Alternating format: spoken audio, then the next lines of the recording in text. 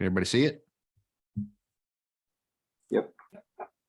Creative ways to craft an offer, fellas. I put together a handful of ways here for us to go over today.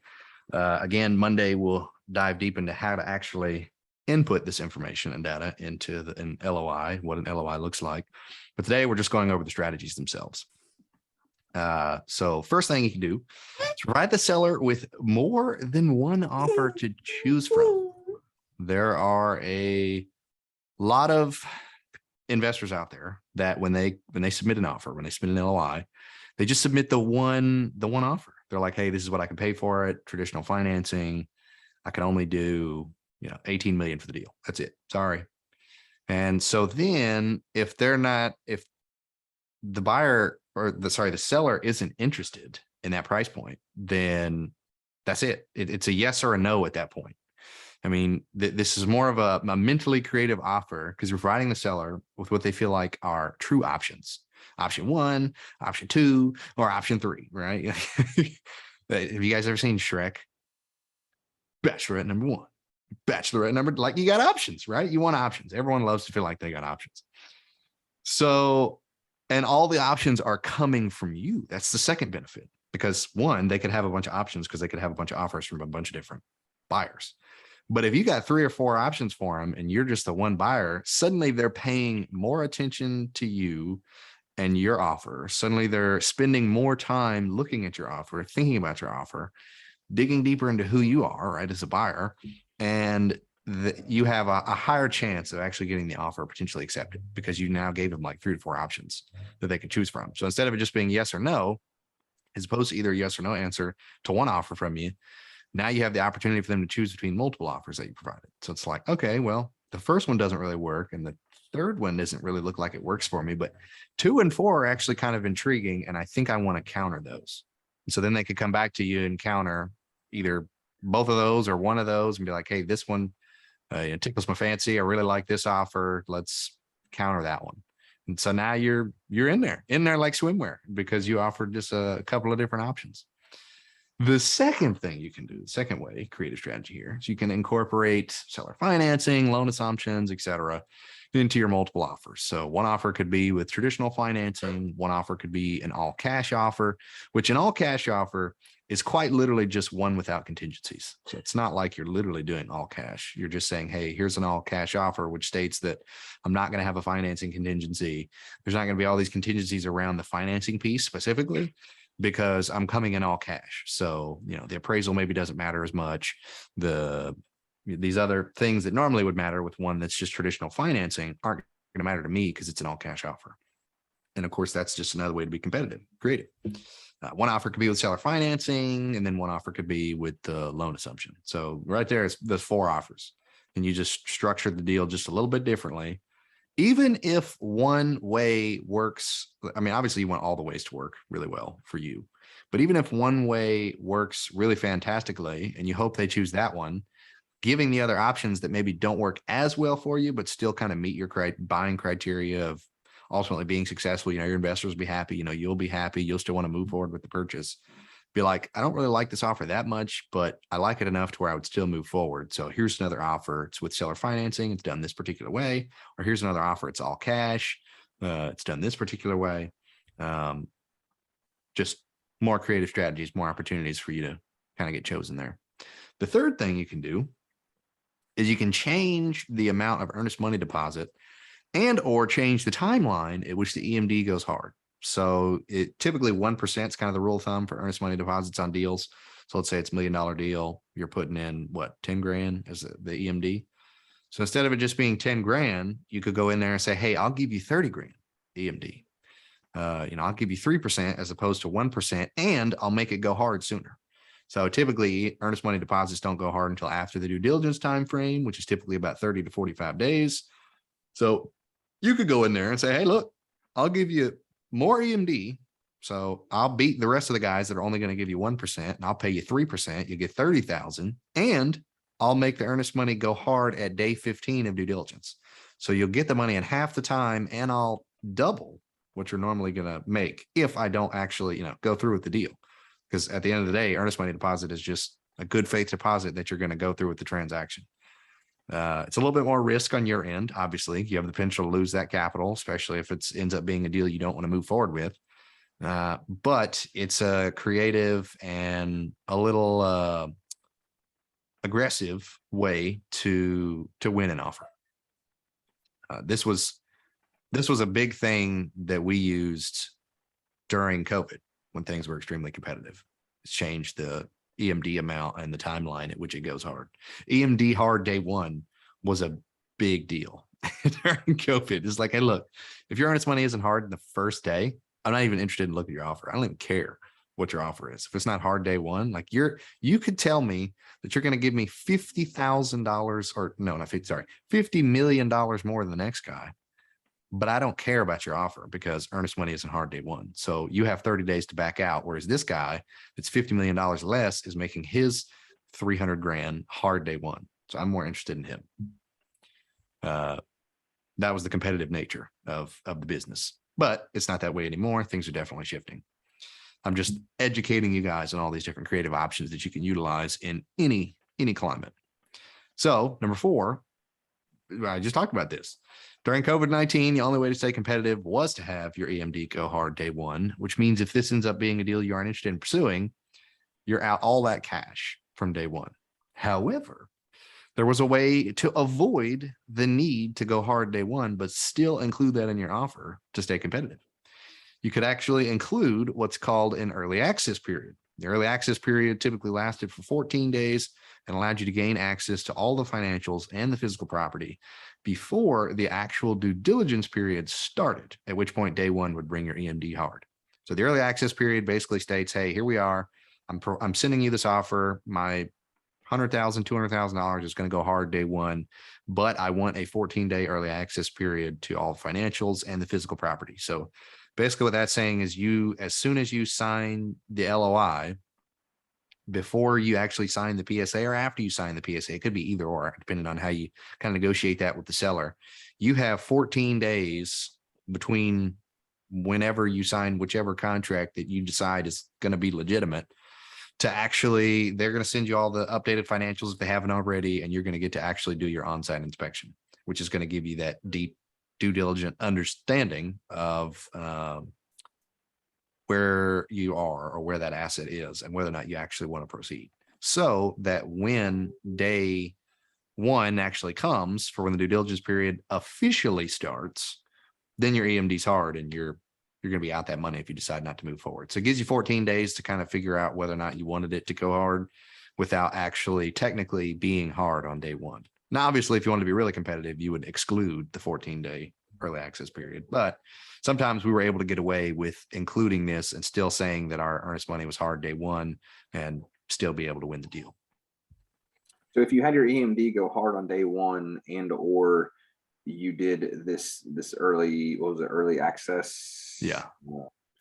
In either one of those scenarios, is there no finance contingency? Like for whatever reason you can't get the loan or whatever, then you're out your EMD on that if you're not able to get the loan? You could have a financing contingency. By all means, that could be one of your escape clauses, so to say. But the financing contingency is going to be your scapegoat for getting out of the contract, not for getting your EMD back. The earnest money is hard on the day that you've written in the contract that you say it's hard. And at that point, there is zero option, zero other ways that you could try to weasel your way out of getting that money back. And so it's hard. Seller has it. It's theirs for good. And there's no way for you to get that back unless you close the deal. And then at that point, the EMD goes towards the purchase. Yeah. So you can include a financing contingency, but that's more for actually getting out of the purchase contract and not purchasing the asset because you couldn't get financing on it or whatever. Okay. But again, with the early access period, that was your 14-day window before the earnest money goes officially hard to be able to see everything you needed to see, do your what's it called, lease audit, look at the financials, look at inside of all the properties, bring your third-party inspectors out there and try to get all this done as quickly as possible. Like everything was super fast-paced. It still is a little fast-paced, but it's kind of dying off a little bit. Yeah, that was the purpose of the early access period. The sixth thing you can do is you can change the time frame of the due diligence period. So you can actually shorten it to less than 30 days if you're really trying to remain competitive. Obviously, sellers want to close quickly. Adding that in your offer is just another lever to pull to make your offer more enticing. So that kind of the rule of thumb, at least over the last couple of years, has been due diligence periods about 30 days. Pre-COVID, it was 45-30. So it was 45 days for due diligence and then 30 days for the closing time frame. 30 days after the due diligence period ends. So total, you had 75 days after you sign the contract to actually close the deal, going through everything. So another way when crafting your offer and submitting this in as an LOI, just to kind of catch the seller's eyes, you can say, hey, look, it's not going to take me 30 days to due diligence. It's only going to take me 15, or it's only going to take me whatever. But then you could say that you were going to have 30 days because that's 6 and 7 kind of play into each other. So you could change the time frame of closing. Instead of the standard 30 days, add in there that you're closing 15 days or less after the end of the due diligence period.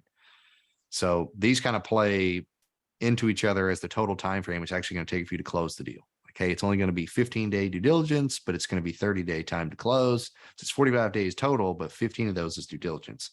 And typically, when the due diligence period ends, that's when the earnest money goes hard. Unless you've pre-stated that it's going to go hard day one or it's going to go hard some other day other than when due diligence period ends.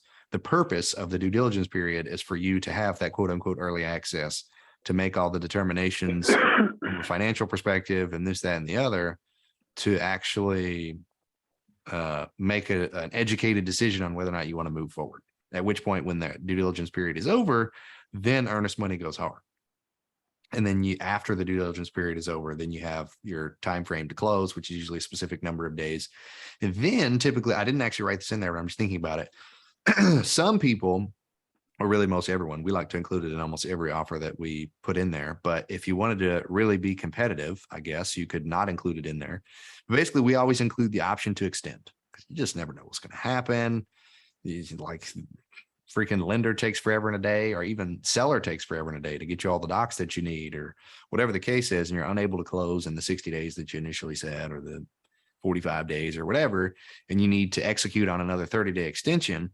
When you do the extension, typically what you do if you have to execute on the extension is you have to put more earnest money down, and it goes hard as soon as you put it down because your other earnest money is already hard. So this additional earnest money is just you being able to execute on continuing to have the deal under contract. Because technically, if you didn't execute on the extension, then the contract is null and void. You didn't close. You're in breach of contract. They're going to keep your money and they're going to go market this to someone else and sell it to someone else. So in order for you to stay under contract and make sure that earnest money is going to go towards closing, you have to actually execute the extension, which the terms of how to execute it are typically in the purchase and sale agreement that you sign in the beginning. But typically what's included in there is it just stating that, you know, hey, I have the option to use a one-time 30-day extension to closing if need be. And in order to execute on this one-time 30-day extension, I have to put down an additional $50,000 of earnest money hard immediately to go towards the purchase of at closing moving forward. And so then you have to put more earnest money down, but you could be you could also shift that EMD as well. You say, hey, if I have to include an extension, by no means do I want to include it. Like, I don't want to execute on this extension. I don't want to have to, but if I do, I want to have it in here just in case. But if we're delayed, then I'll give you an additional, $100K or $200K in earnest money, which is more capital you have to have liquid up front. So you want to make sure you're being strategic, make sure you actually have the access to that capital to put down if need be. But at the end of the day, it's all going towards closing. So you could put $1 million in there and it wouldn't really matter if you had it, because it's all going towards closing. You're going to get it all back. It's all going to be a wash anyway. But it just shows them that you're really enticed and really serious about closing it if you needed to execute on that extension. All right. Number 8, you can remove a lot of the contingencies in your offer. Financing contingency, the satisfactory to buyer contingency, there's so many different contingencies, the appraisal contingency, anything. Any of the contingency you can think about including in there, you can start removing some of those things to just keep yourself more competitive. Now, again, things are starting to shift in the market. You're not necessarily having to be as competitive now, but just for information's sake, you could start removing some of those contingencies, which again, a lot of times, most of them or some of them are removed when you say that you're going to do an all cash offer. Like if it's an all cash offer, then XYZ contingencies will be removed, and including that in your offer. Number 9, figure out what the seller truly wants from the sale. If they want to continue making cash flow, don't want to pay taxes on the sale of the property, seller financing might be a perfect solution for them. Not only could you potentially pay more for the property, but they would continue to receive cash flow and they wouldn't have to worry about capital gains since the cash is being distributed slowly over time. And honestly, what this is here, me like explaining the not only blah, blah, blah, this is you actually saying this to them. This is not just you in your head understanding that, yeah, I already knew all that. No, this is you actually explaining this to the seller, because you'd be surprised more often than not, the seller has no idea what seller financing even means. So when you bring up the option, you have to educate them on what it is and how it's actually going to benefit them. Actually being a salesperson and selling them on seller financing, because here's the reasons it's really going to benefit you. And that's where figuring out what they actually want from the sale is going to come into play. So when a broker sends you a deal, 2 questions you can ask right off the bat is, what's the whisper price, or what's like the strike price, and why are they selling? Like as soon as they send you the email, as soon as they shoot you a phone call, right off the bat, before looking at any of the financials, before caring about anything, just those are the first 2 questions you can ask the broker. That's typically what I do. Number 10, always give your offer an expiration date. So if you write the offer on January 1st and you're submitting the LOI, put in there, this offer expires January 3rd at 5 p.m. Central Standard Time. So this forces the seller to actually make a decision and not just procrastinate and wait to see if they receive other better offers. No, here's my offers. You got multiple of them. I gave you like 4. Here's my offer. It expires in 48 hours. So make a decision if you want to move forward with this. Counter me. Like if they counter, then obviously you've started negotiations and the offer hasn't technically expired because now you're countering. But what you want to do with the expiration date is force their hand to counter, to at least start the conversation of, where are you falling out with this, right? Like I sent you an offer of 15 million, you counter at 100 million, just counter me so I know where you're falling out at and we can start this conversation. Because otherwise they're just going to leave you in the dust and not even pay your offer any attention, and you'll get no feedback. Sometimes the broker's like, sorry, not interested. You get no feedback. You're like, why? They're like, I don't know. They just said they weren't interested. So including an expiration date kind of forces their hand and typically makes them want to actually counter and start that conversation. Number 11, always sign the LOI before sending it over to the broker or seller if you're going direct to seller. It shows that you're serious and that you're 100% in agreement with everything that you just sent them. If you didn't sign it and I'm the seller, I'm immediately thinking you're having second thoughts or may not actually have the capacity to close this deal. The last thing sellers want is to think that their time is being wasted. So if they're like, why did they send me this LOI that they're saying they agree on and that this is their offer, but they didn't even sign it? What the heck? They're just wasting my time. I'm going to sign it and then it's going to go back to them. And then what if they decide they want to change something after I've already signed it as the seller? Them as the buyer, suddenly they want to change something and send it back. Granted, the LOI is not a binding agreement. It's non-binding, but nonetheless, it just already starts the relationship off on a bad foot. So always sign it. Let them know that you're serious. And I promise it's going to benefit you in the long haul. Number 12, visit the property as soon as possible. I'm telling you, especially if it's in your area, especially. Once you underwrite the deal and like what you see, try and visit the property ASAP. We had a deal once where pricing didn't matter that much to the seller. You'd honestly be surprised. This again, why is the seller selling? You want to know why? Because sometimes price doesn't really matter that much to the seller. Obviously, it's not like a moot point, but it didn't matter as much as other things did. He wanted to know that we were 100% going to be able to close. So he just wanted to know that we had the capacity to close. And his 2 determining factors for making that decision were one, we had to have closed deals of a similar caliber before and in the same region. So that's where the credibility packet comes into play, stating that you know people or you're in direct contact with, or part of your partnership is with people that have closed deals in that area. And then two, we had to actually visit and tour the property before we would even consider our offer. So we could have submitted like a $20 million offer and he only wanted 5 million. And he's not even going to look at us because either A, we haven't closed a deal of a similar caliber before in the same region, or two, we hadn't actually visited the property. After underwriting the deal, we toured the property literally the very next day, put an offer in the day after we toured it, and ended up winning the deal about 3 to 5 days later.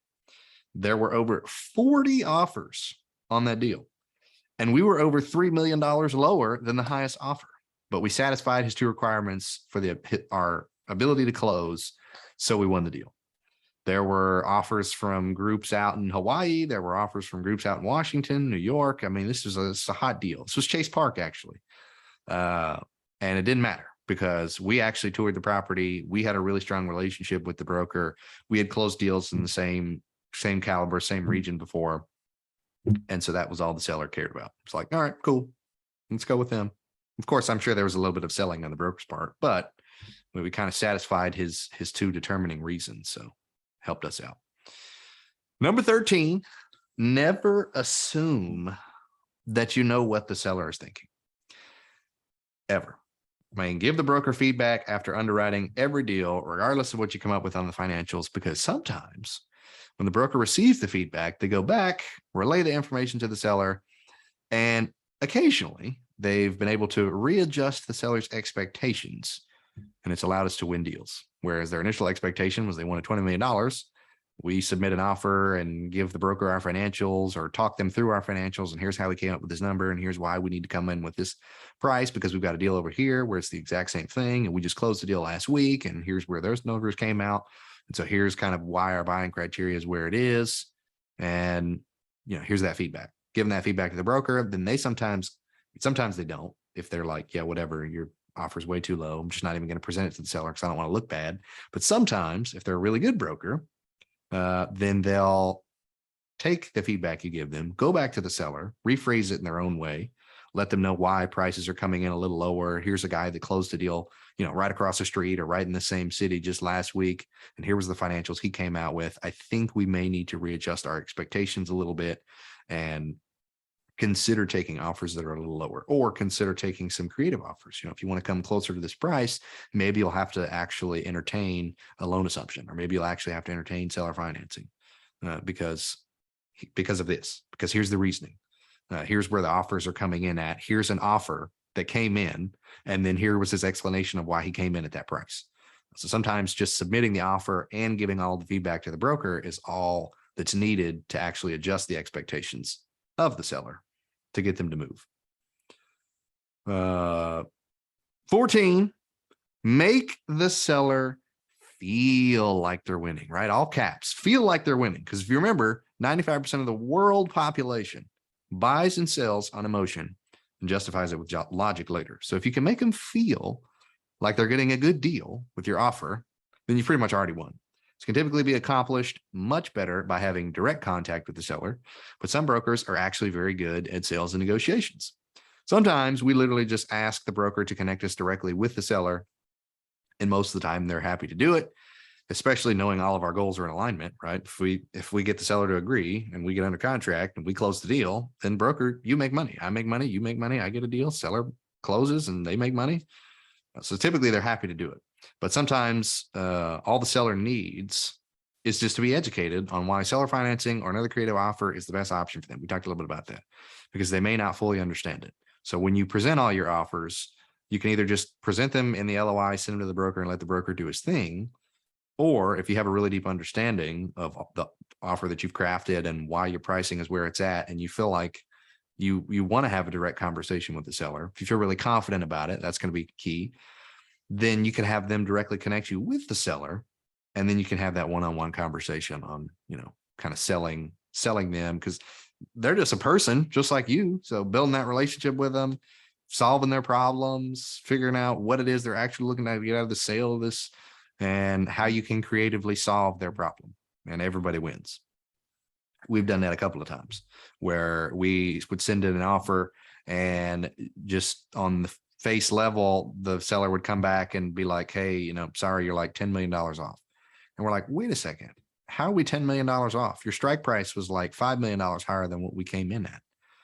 And it was like miscommunication from the broker, from seller to broker and broker to us. It was like, while it was moving people, it got lost in translation of pricing and lost in translation of terms and all these other things. And I was like, hey, look, can we just all get on the phone? Like, I don't even have to just talk me and the seller. If we all three could get on, broker, me, and seller, and we just all chat, then I think we'll no longer have things lost in translation. We'll all be able to understand where we're coming from, because sometimes the broker doesn't do a very good job of presenting you. And sometimes the broker doesn't do a very good job of presenting the seller to you and what it is that they actually want. So sometimes you can just ask to get that direct access, or have you all three on a Zoom call or a phone call or something, and just educating and understanding more about the seller sometimes helps you win the deal.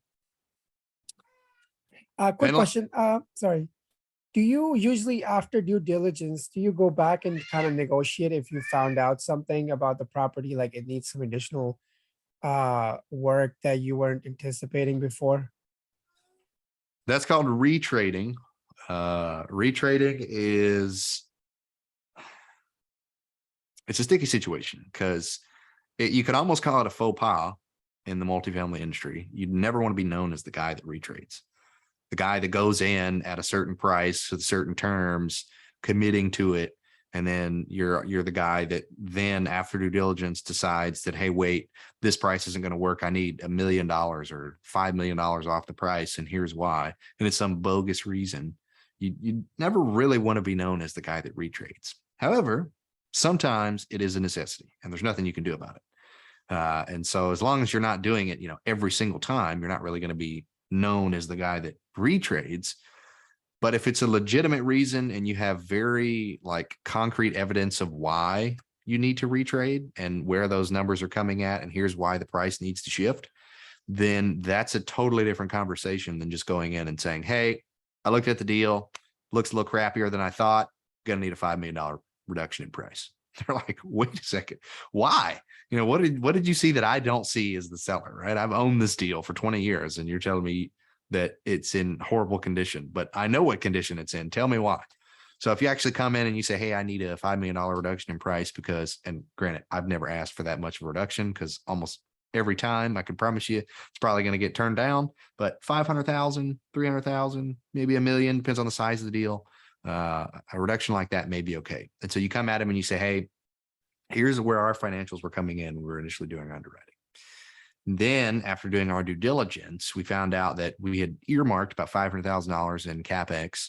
But now we're finding out all the roofs need to be replaced. We've gotten a couple of different quotes from a couple of different roofing contractors in the area, and they're telling us it's going to cost $400,000 just to do all the roofs. And the $500,000 number we had allotted was supposed to be for roofs and interiors. So now we're going to have more capital to actually be able to complete the roofs and the interiors. And so here's also where we're coming at with our interior pricing. We got a bunch of quotes on how much it was going to cost for flooring and how much it was going to cost for this, and countertops and appliances and paint and sheetrock. And here's what all this is going to cost. Here's our scope of work of what we're going to do to this property. And here's what that's going to cost. And then here's the scope of work of what we're going to do to the roofs. And here's the quotes we got for what that's going to cost. Based on these numbers, we came up with our reasoning of needing, a $500,000 reduction in price or whatever. And, take it or leave it kind of thing. There's not a real easy way to go about that conversation. As easy as you can make it is just being as open and honest as possible by telling them your reasoning why, and then backing it up with facts. Just go at them and say, I need a reduction in price. Your property sucks. Do what we just talked about. Give them the concrete reasons. And typically they're a little bit more receptive when you have hardcore facts, and they're like, okay, well, If you're saying that all that needs to be done and I was to get out of the contract with you because I don't want to take a $500,000 reduction in price, and I get under contract with someone else at a similar price or a slightly higher price, they're going to find the same exact problems that you found and probably also want a price reduction. And then I've just wasted a bunch of time. So, okay, you make a lot of sense. You brought all the evidence. You know, maybe I won't give you a $500,000 reduction, but I'll give you 300,000 or 400. You know, it's like renegotiating all over again. And so then they come back at 300 and you're like, well, let's meet in the middle. Let's do 400. We'll eat $100,000 of what we needed and reduce our investor returns in order to make you happy, right? Make this a win-win scenario. Everything's negotiable, right? So lastly, number 15, at the end of the day, negotiating a deal is all about solving problems. So if you can be the one that best solves the problem of the seller and builds, just solves the problem, but builds great rapport with them, you got it in the bag. It's yours to win. And at the end of the day, it's all that really matters. You're just having a conversation with an individual and trying to solve their issue, create a win-win scenario where you can buy, they can sell. And yeah, those are the 15 different creative ways that I came up with. I think I added 1, 2, or 3 more in there as we were just talking, but I'm sure I'll come up with more as we progress. But that was the 15 I came up with off the top of my head. I will add this to the shared drive. So you guys will have that. And you'll have I'll put Michael's in there. Maybe I should ask him first. He probably didn't care. I'll put Michael's in there. And then I'll put, mine's already in there in the shared drive for the credibility packet. So before we stop recording, before we go, does anyone have any questions or anything like that about anything we just went over?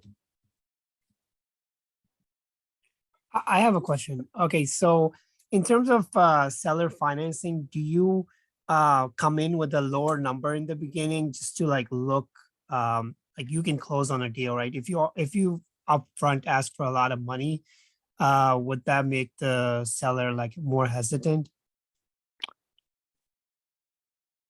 I don't think I fully understood the question. So this is just, I was actually reading a book and that was kind of in it, where they say that you kind of go at a lower number. Like, let's say if you need 10% to close, right? Or like you need the 10% of the money, you ask for 5% and then later on kind of negotiate to a 10% because the seller is already giving you 5%. And then, sorry about the background noise, but if that makes sense. If not, that's okay. So yeah, that's a whole nother conversation about just negotiation in general. With negotiating, you always want to make the other person feel like they've won. Again, feel like they've won. They want to go into the conversation and feel like they have truly done everything they can, and they're coming out of the negotiation with the best possible, number, the best possible thing.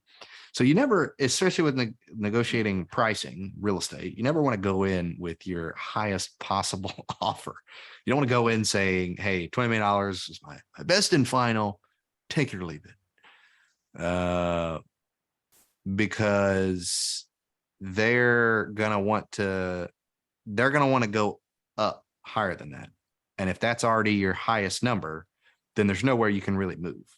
So if your best offer is 20 million, you can truly do no better than that. Like you ran it 100 different ways and there's no other way it works higher than 20 million.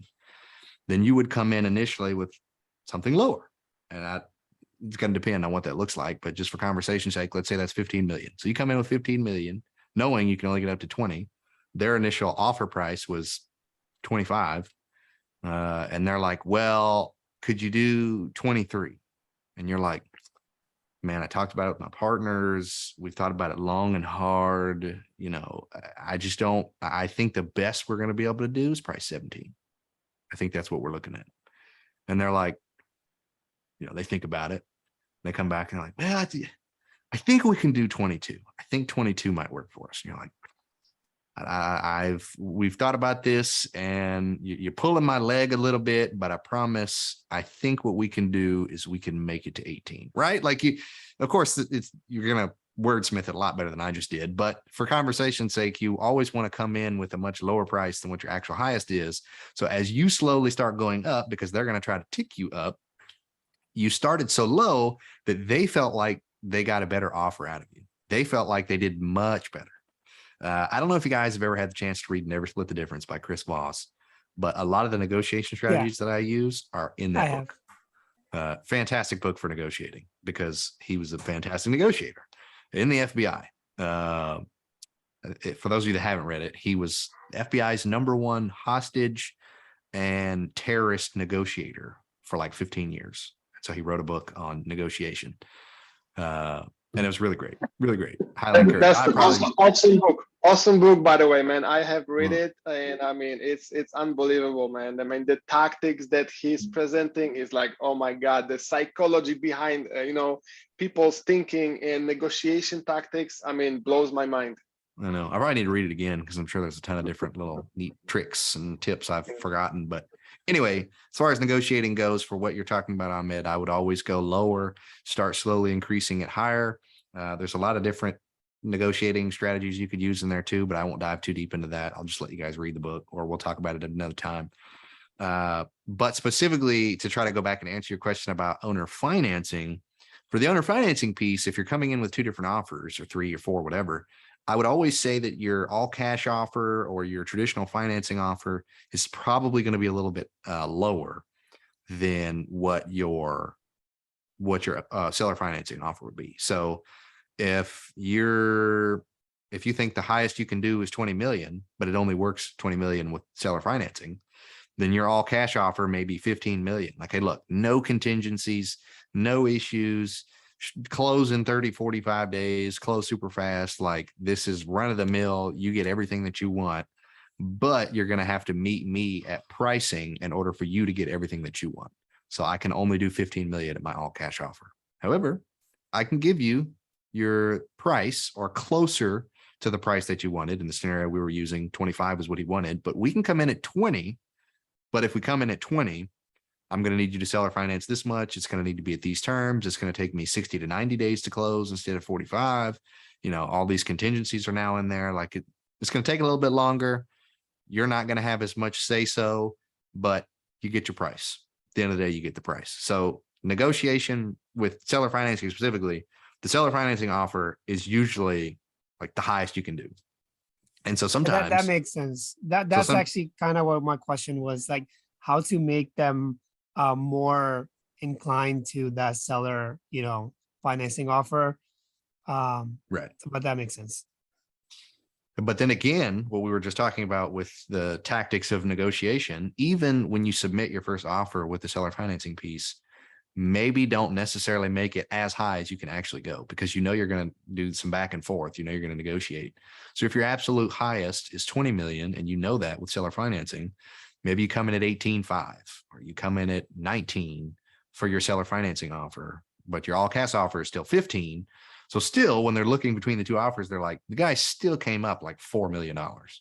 But I think I can push him more, and so then they want to start the back and forth and negotiate. And then you actually have some wiggle room to move up, as opposed to already being at 20 million. They try to negotiate with you and you're like, sorry, that's the highest I can do.